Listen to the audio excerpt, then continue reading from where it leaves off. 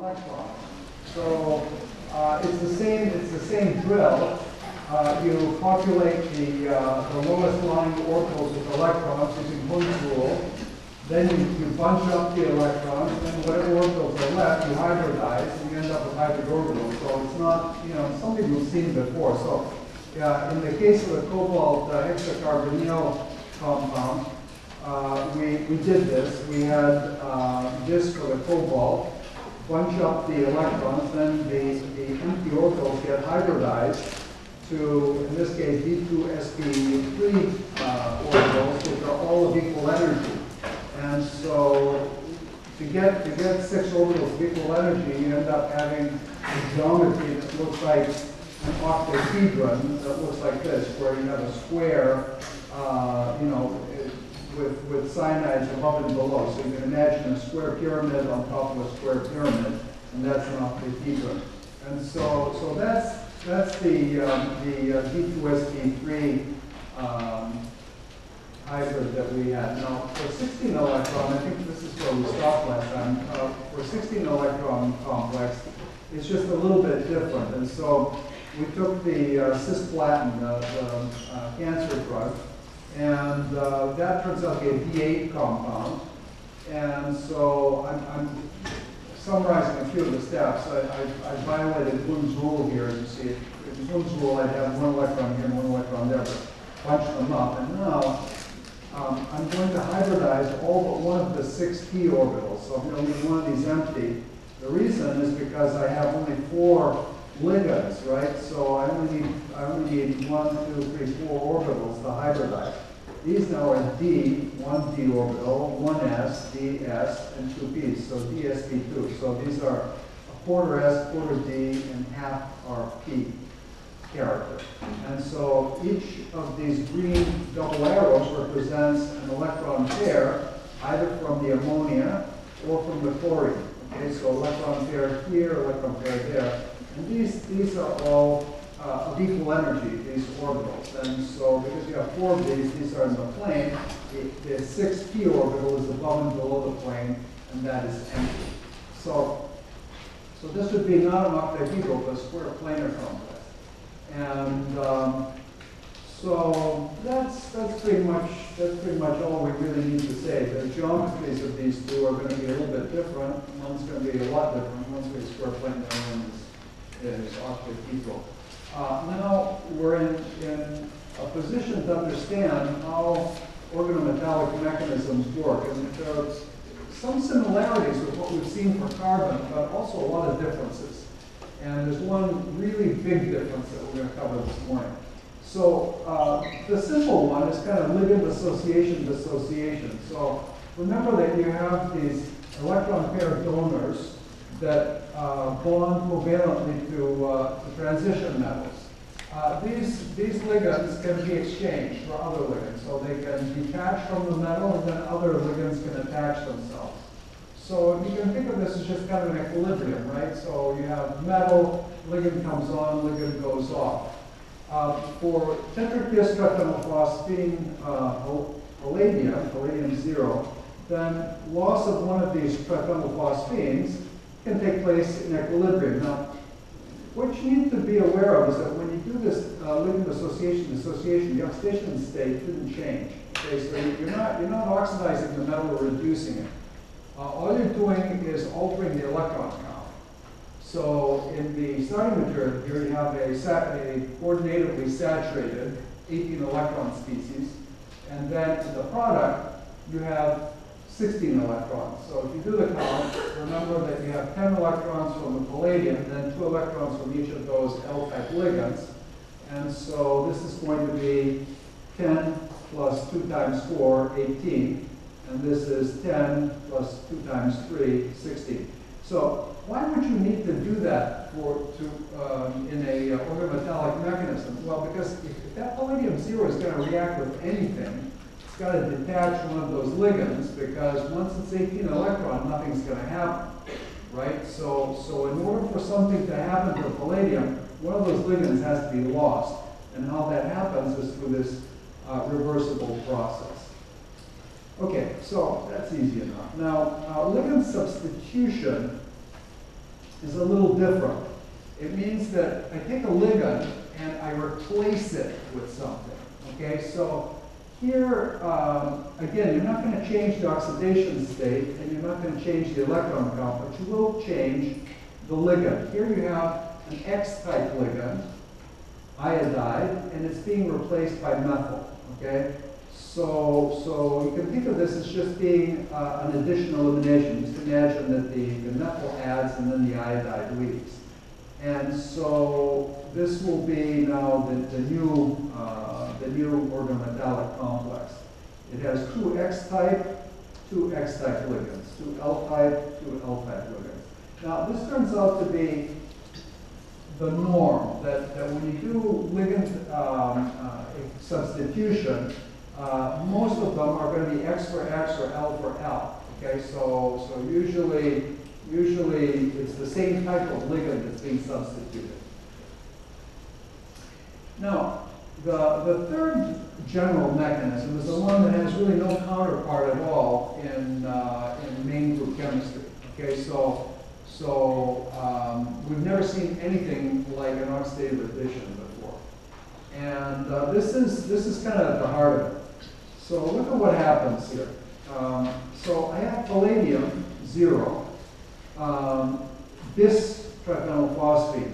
So 10 plus 2 plus 2, it's a 14 electron species. So this is coordinatively unsaturated. It can react, and it does react. I allow this to react with iodobenzene, and then something completely unprecedented happens. Well, maybe not completely unprecedented, but you end up inserting the metal into a carbon-iodine bond. Okay, so you end up with this kind of a process. You can say that, well, we've seen this similar kind of reaction with Grignard, and that's true, but the Grignard reaction takes place differently. Okay, so that's a different process. It's a single electron process. The mechanism for this is really very, very different. The metal goes from palladium 0 to palladium 2. So metal is oxidized, which is why it's called an oxidative addition. Now, in order to figure out how this process takes place, we need to go back a little bit and remember that whenever you have, say, a carbon-iodine bond, and I'm not specifying what else is bonded to the carbon, okay? So it's not just a carbon atom. It's either iodomethane or iodobenzene or, whatever. So I have other valences on this carbon, but I just want to look at this line. So remember when we draw that line, what does that line really mean? Well, it means that I have a shared electron pair in a covalent bond, right? And so we've gotten used to this line notation. Now we need to go back and think about it a little bit more. Remember what you have. You have overlap of, let's say, an sp3 orbital on this carbon and an orbital on the iodine. And that when you add the electron densities, you end up with an electron cloud here in the bonding electron pair. And whenever you form a sigma bond like that, remember that you're combining two atomic orbitals, so you have to conserve the number of orbitals. So I have now two atomic orbitals, to combine them, form the sigma bond. I form the sigma star antibonding orbital too. We don't think about that because it usually doesn't get into the act. So if we do think about it, then we'll have, for the carbon and the iodine, we'll have a electron density here, which I'm just going to show kind of as a sausage, and that's going to be the glue, if you will, that holds the two nuclei together. That's the bonding sigma orbital. But then the antibonding orbital is going to also have it's going to be empty. It's not going to be occupied, but it's going to be out here. So I'm going to have an orbital that's empty, an antibonding orbital out away from the two nuclei. Now, you can say that, what exactly is the significance, the physical significance of an antibonding orbital? It's empty, so, what significance does it have? Significance is this, that if I now want to put an electron pair into that carbon-iodine bond, the only place I can put it is in the antibonding orbital. And that's exactly what you have to do here to get this process to proceed. So now let's take a look at this. This is an amazing reaction. And so I've shown, kind of exaggerated here, I've shown the palladium, and this is one of the filled d orbitals on the palladium. So this is the shape of a d orbital. It's got 2 lobes.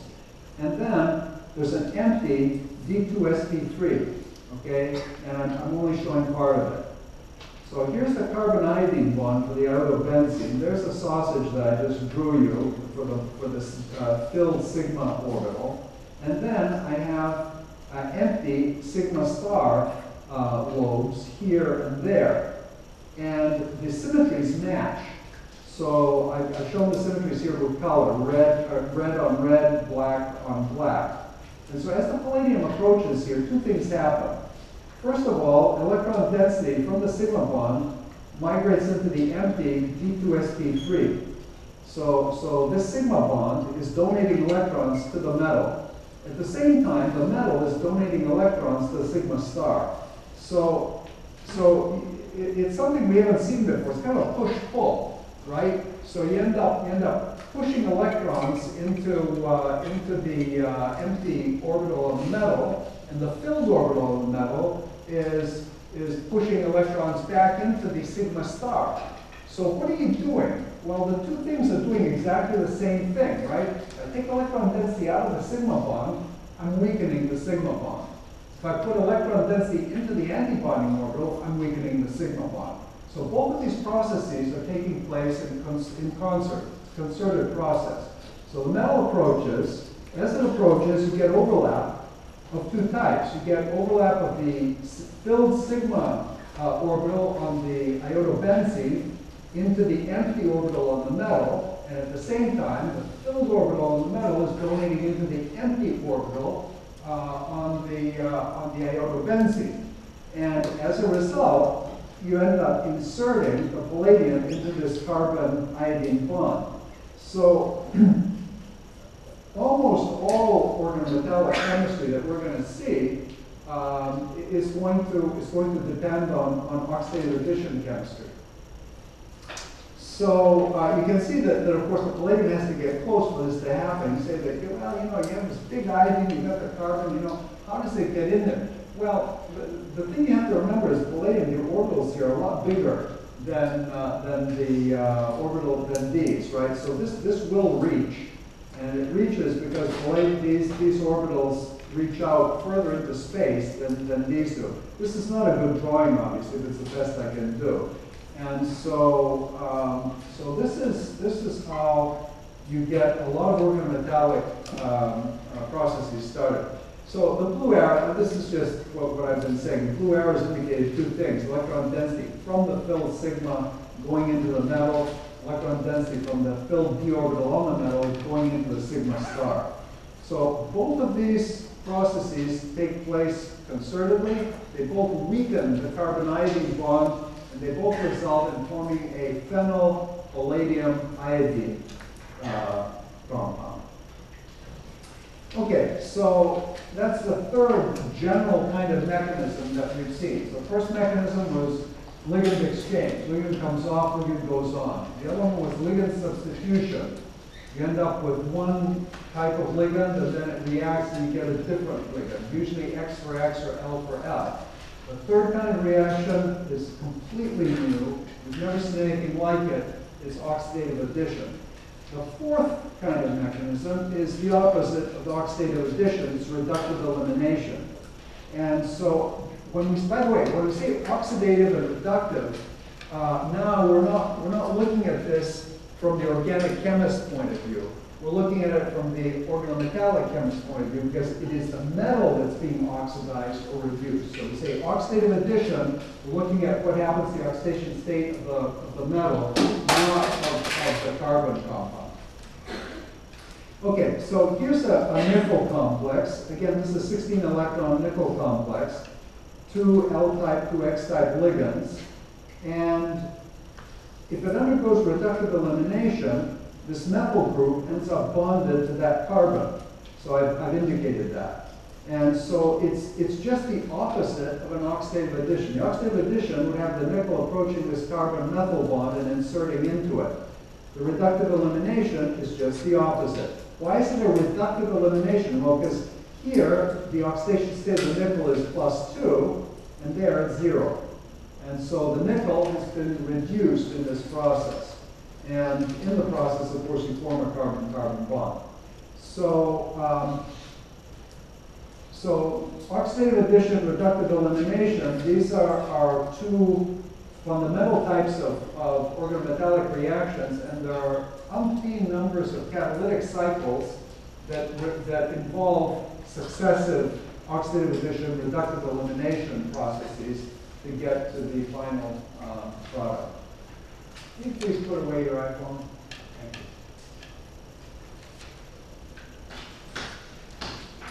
you. Okay, now let's talk about ligand insertion. And this is yet another type of organometallic mechanism that we don't have the counterpart for in main group chemistry. So imagine a metal that's bonded to two ligands, and then what happens is this ligand bonds to the other ligand. Okay, so the metal now is bonded through this bond to something that's different. So in other words, two of the ligands interact and form a bond. So the first type is that I'm going to show is a 1-1 insertion.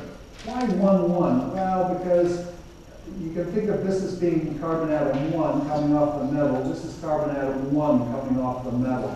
So it's you know, if you start counting from the metal is 0, then it's 1, 2, 3, 4, and then metal 0, 1, 2, 3, 4, and whatnot. This would be a 1-1 insertion.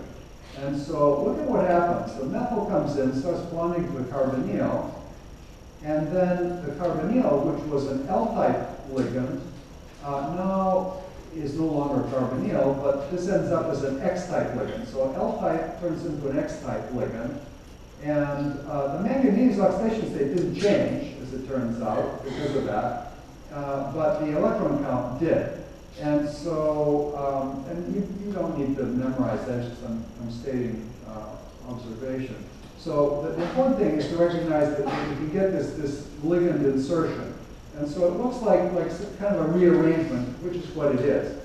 This is not the one we're going to see too much of. We'll probably see this kind a little bit more, 1-2 insertion. And so this is a key step. The second reaction that I show is a key step in the Heck reaction, okay? So this is one of the steps of the Heck reaction that we're going to look at. And here, you'll notice that the ethylene is bonding through its pi bond as an L ligand to the palladium. Remember that you can form bonds from the pi electrons of olefins, of alkenes, to the metal. This is a good example of that. So the palladium is bonded to the ethylene, and then the 1-2 insertion involves the phenyl, along with its electron pair, coming in and bonding to this carbon atom, that one.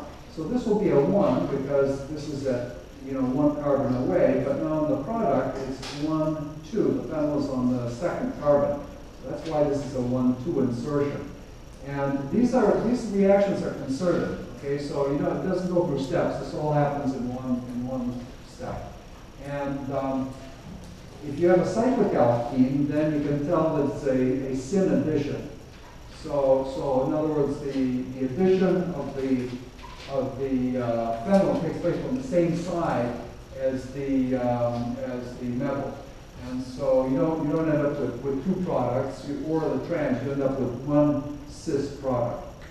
So ligand insertion is another fundamental organometallic step and mechanism. And then finally, beta elimination. This is sort of the reverse of the ligand insertion, and more often than not, the beta elimination involves hydrogen or a hydride. And so in this case, it's beta. Why do they call it beta and not 2 elimination? Because from carbon atom 2. Well, because we're not consistent. This is carbon atom 1, or alpha, that's the beta carbon. And so beta elimination involves the metal and the hydride eliminating from these two carbons. So you just imagine these two carbons coming away, in this case as styrene, and what you're left with is a hydrogen atom bonded to with its electron pair bonded to the palladium, so you end up with palladium hydride. So beta elimination process also is the next to last step in the Heck reactions, which we're going to talk about next. So these are all the fundamental mechanisms that organometallic species undergo. There are a few others, of course. We're going to see one other one that's a little bit different, but if you know all of these individual steps, you actually can understand almost all of organometallic chemistry, so it's kind of nice that way. So now we're going to see some examples of transition metal catalyzed reactions. And I want to make this point that, you know, when we saw Grignard reactions, the Grignard reactions were stoichiometric, right? So if I had 1 mole of iodo-benzene, then by golly, I had 1 mole of magnesium metal to form 1 mole of phenylmagnesium iodide, or any kind of phenylmagnesium halide. Here, you don't need a stoichiometric amount of palladium, and if you did, it wouldn't be very useful because palladium is very expensive. And so you can get away with really small molar equivalents, sometimes less than 1%, much less than 1% of catalyst to make these processes go. One such is the Heck reaction, and this is the same reaction that we saw right at the beginning of this discussion. So I've copied it down. And so remember what the Heck reaction is. You take an arrow or a vinyl halide, and you take an alkene, and somehow, magically, that alkene becomes bonded to the arrow or the vinyl group with loss of hydrogen bromide, hydrogen iodide, rarely hydrogen chloride. By the way, one thing that you will notice is that a lot of these reactions work really well with iodides. They work very well with bromides.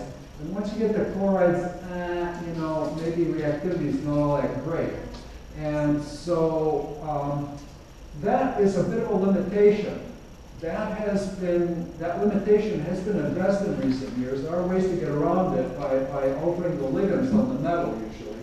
But most of the reactions that we're going to talk about require the participation of iodide or bromide. Now, why should that be a limitation? What's wrong with using iodide or bromide? Well, in a laboratory setting, nothing. But if you're interested in making, you know, a few hundred kilograms of a drug you're going to sell, then iodine is really expensive. Bromine is also expensive. Chlorine is cheap, really, really cheap. And so you have a big incentive to use chlorine and not bromine, and definitely not iodine, okay?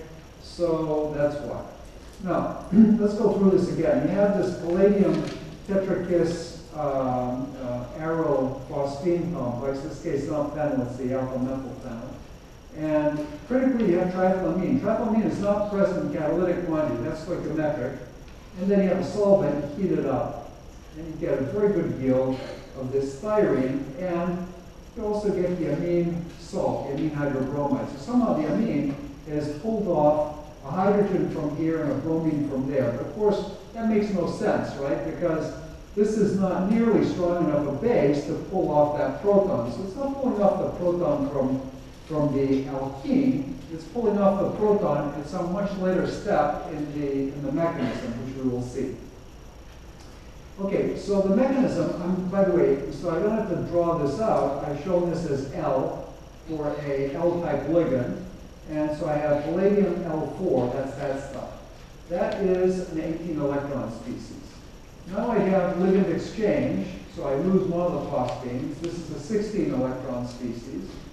And then I do it again, and now it's a 14 electron species. Now, why do I do that? Why do I have to do that? Well, because the palladium is going to be tetracoordinate, and if I'm going to do an oxidative addition of the palladium to the carbon-bromine bond, then I need to have 2 open sites on the palladium. So this won't work, but this will. So I got 3 L-type ligands here. Can't get oxidative addition here. can get it there. And so oxidative addition now takes place, same reaction we saw before, except instead of an iodine, I've got a bromine. So I've now oxidized from palladium 0 to palladium 2. And that's the very first step in the Heck reaction. It's going to be the very first step in a lot of the other catalytic reactions that we talk about. So the first thing that has to happen is you have to create a vacancy on the metal so that this can happen. In other words, the metal is an 18 electron species, nothing will happen. So in this case, 16 electron wasn't good enough. I needed a 14 electron palladium complex, that one, to make it go. Now I lose one of these L ligands, ligand exchange. So it just comes on and goes off, and it exchanges for the ethylene. So this is an L-type ligand that donates 2 electrons. This is an L-type ligand that donates 2 electrons. Now look at where I am. I have an arrow group. I have a vinyl group. And that was what we had when we saw what? When we saw a 1,2 insertion. And so now the next step is going to be the 1,2 insertion that you saw. This is irreversible. Once you form that carbon-carbon bond, and this is erased. I'm just showing one of these hydrogens for reasons you will see. So once I form the carbon-carbon bond, then there's no going back. Okay, so this is the irreversible step. These are all up to here. They're all equilibria. At this point, I'm committed.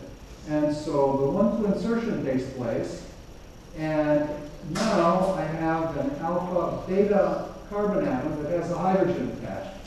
So the next thing that happens is, you guessed it, the beta elimination, beta hydride elimination, and then ligand exchange again.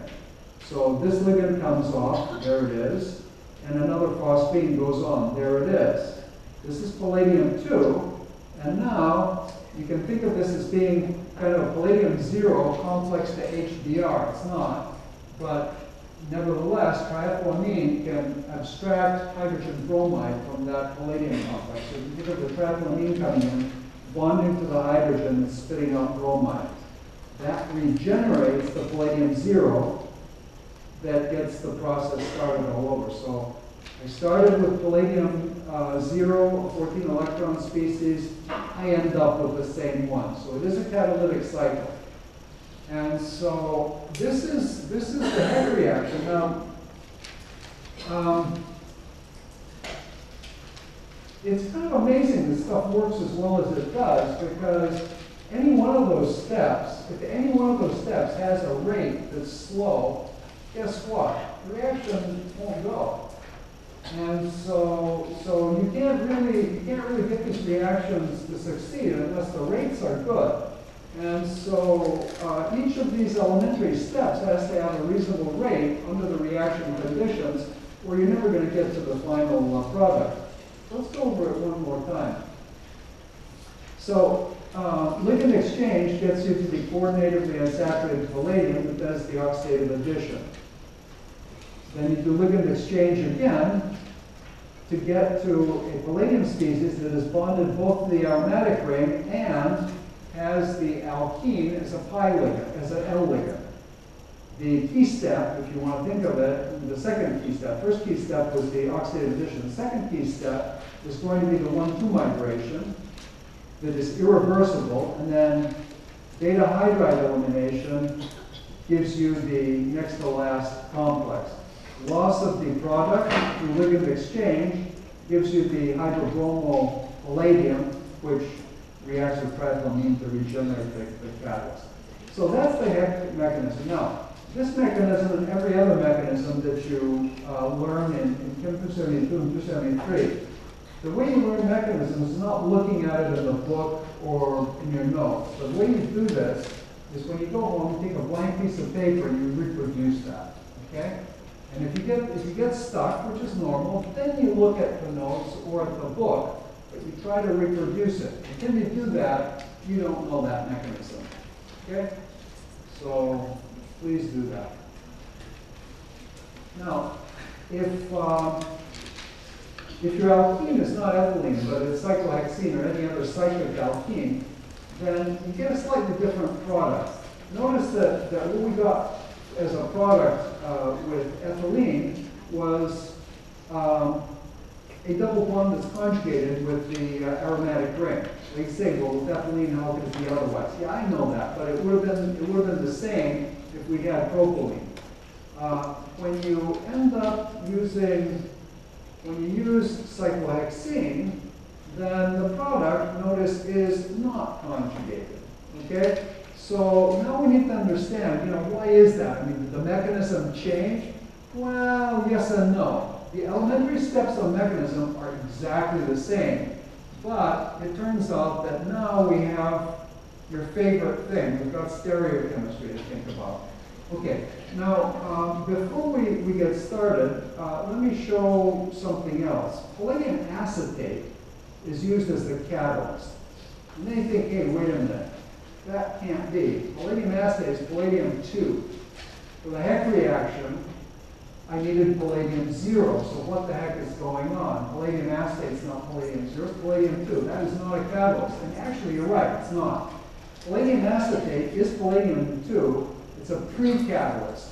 That gets reduced to palladium-0 under the reaction conditions. Now, this is something that usually mystifies people. I mean, it mystifies me occasionally, too. How does that happen? I mean, I don't have a reducing agent here, do I?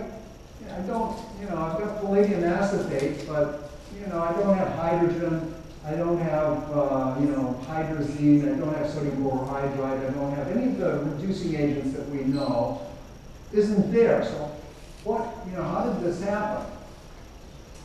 Well, it turns out that palladium acetate in particular, but also chloride, is reduced by a lot of things that we don't think of as reducing agents. For example, triphenylphosphine will do a wonderful job of reducing palladium acetate to palladium-0.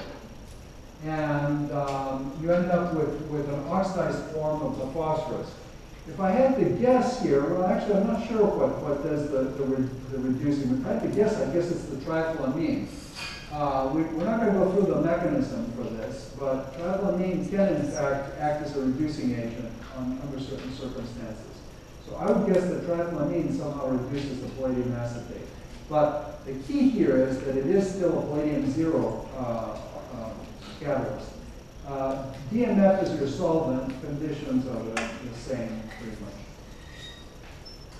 Okay, so without going through all of the steps, remember that the 1,2 migration takes place syn.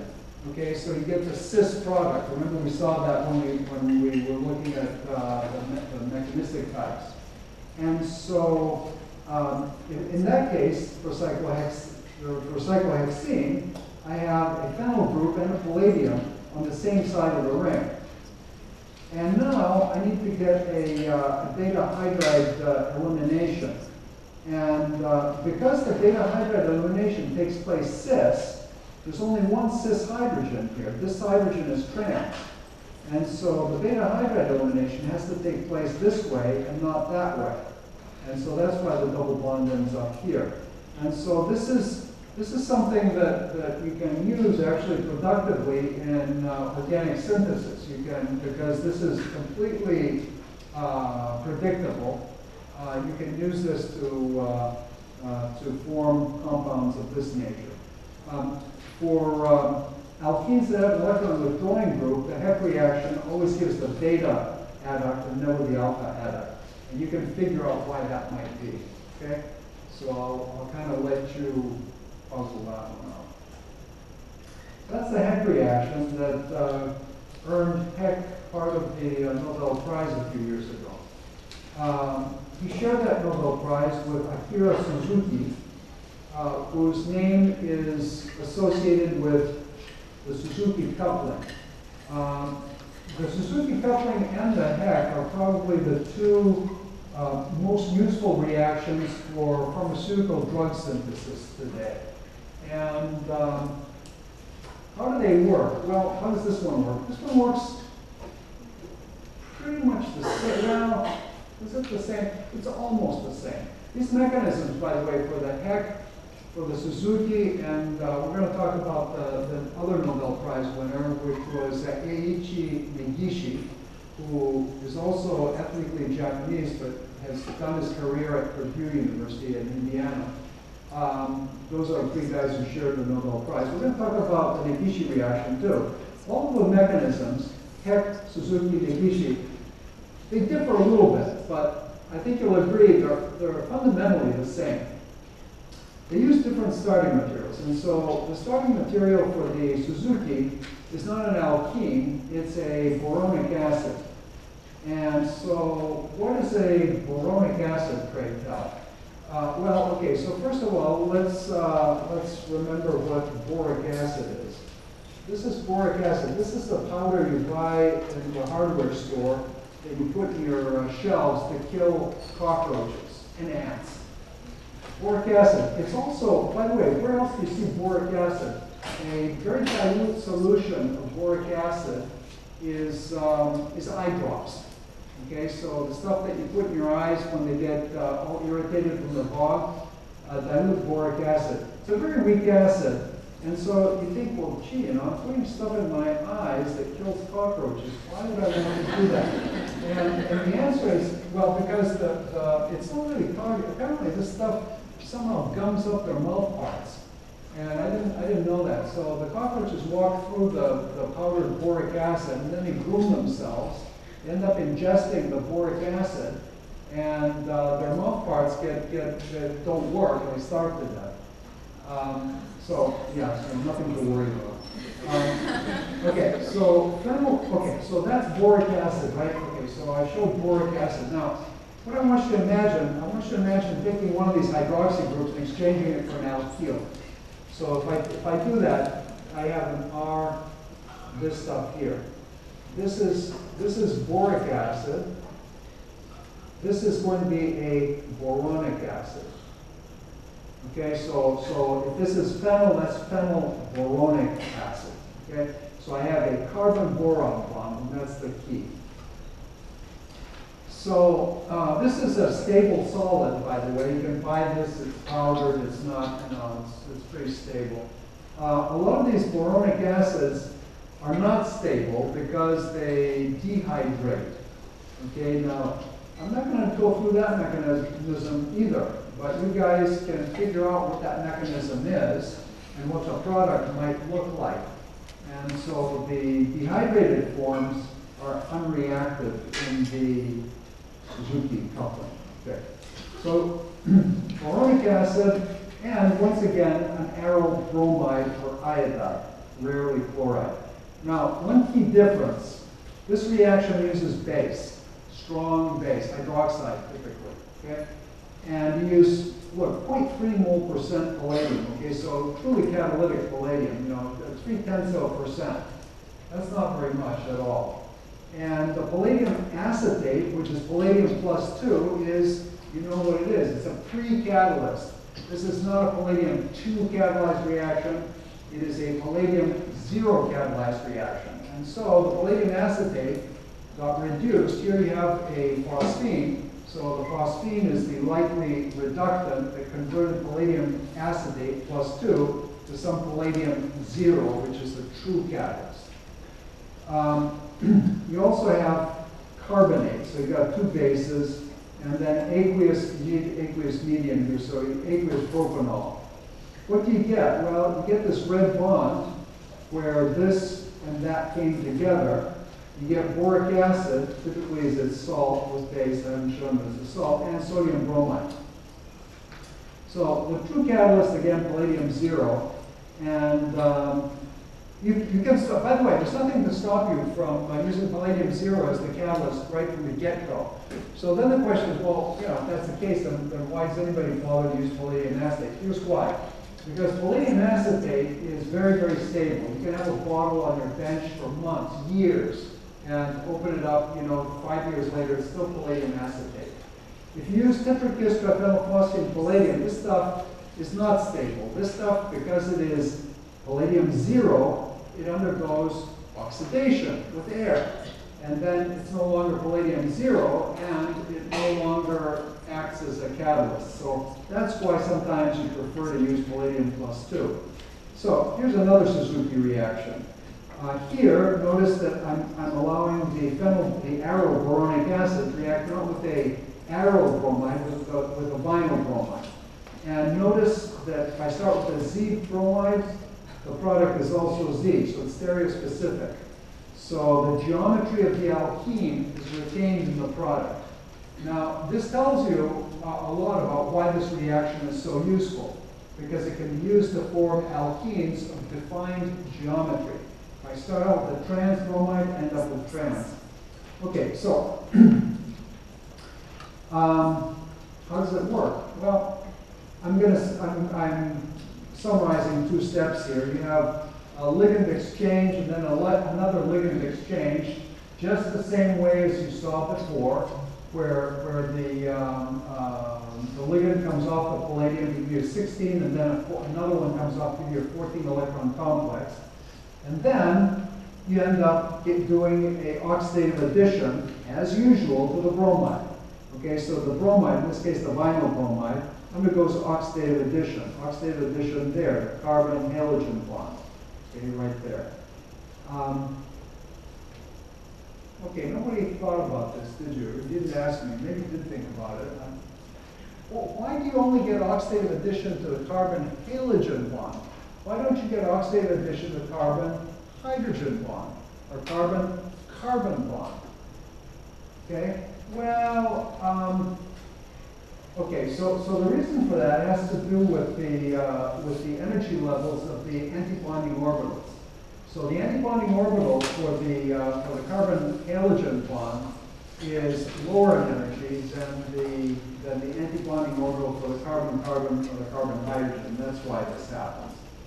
And so you get selective insertion there. Okay, now you get a ligand exchange, a X-type ligand or an X-type ligand. So that's what the hydroxide's doing. So hydroxides, you end up with a palladium hydroxide. This palladium +2, it's got a hydroxy group attached. Now that's important because the phenylboronic acid,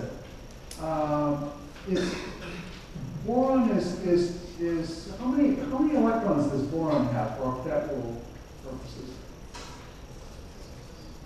6. If it has 6, it means it's 2 electrons short of an octet, which means it's what? It's a Lewis acid, isn't it? Okay, so this is a Lewis acid. And this oxygen atom here is, in fact, a Lewis base. And so the next thing that happens is you get a acid-base reaction. So the electron pair donates to the Lewis acid, and you end up now with a charged intermediate. Now the charged intermediate has a negative charge on boron, which means that the red bond is electron rich. That red bond then does a ligand substitution. It migrates, and you end up splitting this piece out as boric acid at the same time that you form a palladium carbon bond here. So this is the key step. And so you end up with this ligand substitution step where the phenyl group gets bonded to the metal. And at this point, all that's left to do is a reductive elimination to regenerate your catalyst and give you the final product. So the key step is really this one here. I mean, the key step, of course, the oxidative addition, but the oxidative addition is something we've seen before. This we haven't. So the hydroxy group on the palladium does a lot of work for us, and it ends up being bonded to boron in the product. So, so this is the Suzuki reaction, and it's not really an exaggeration to say that this has revolutionized the way we get to our pharmaceutical drugs. This is a key step in a lot of drug syntheses. How do you get the boronic acids or the phenylboronates? Well, one way is from a Grignard. Okay, so you can make, so as long as you have the aryl halide, you can make a Grignard, and then the Grignard reacts with a borate ester, where these are not hydrogens, but methyls or isopropyls or something. So this is still a Lewis acid. This is still a Lewis base. You end up with an acid-base reaction, but then when you treat this with, when you hydrolyze this, you end up with that as your product. And so notice now that both sides, both reactants in the Suzuki reaction, both of them come from halides, right? Because the Grignard came from a halide, an aryl halide. So you used an aryl halide to form the aryl boronic acid, and you have a vinyl bromide as your other reactant. So the halides are playing a big role here. Now, the other way to get a boronic acid is not from a halide, it's from a hydroboration. And this is a reaction that we talked about in Chem 272. Remember that you can hydroborate alkynes, but that you have to use very special reagents so it doesn't happen twice. So you use either sterically hindered boranes, where you only have one boron hydrogen typically, or use the rather unreactive dead catechol borane. And so this stuff will not hydroborate in alkene, but it will hydroborate in alkyne. And so you end up adding the elements of hydrogen and boron cis, and then this can be hydrolyzed in the reaction mixture to give you the boronic acid. Notice that the boronate ester, where you have R groups here, that will not react in the Suzuki at all. And so in order to get the Suzuki reaction to work, we do need to have the OHs here. So, but this can be used because it does undergo hydrolysis in the reaction mixture, and you can use this to form, with this bromide, to form a diene. And so, once again, you can see the versatility of this method, because now you know, how else would you make an EZ diene like this? Not easy to do, except with the Suzuki, it's really easy. Okay, so what these methods are really good at doing, and I hope you've noticed, is forming bonds between sp2 and sp2 carbon atoms. So both in the Suzuki reaction, examples that we've seen, and in the Heck reaction, examples that we've seen, you're forming a carbon-carbon bond between two sp2 hybrids. So an sp2 with an sp2. Now, does that mean that that's the only kind of reaction you can do? The answer is no, but the reaction of an sp2 with an sp3 by the Suzuki is not so easy. Let's think about that for a minute. This I think you can also see, but why would it be hard to form a bond from the aryl to not to an sp2, that's sp2, but to an sp3 hybridized carbon? Okay, we'll pick up on that on Monday.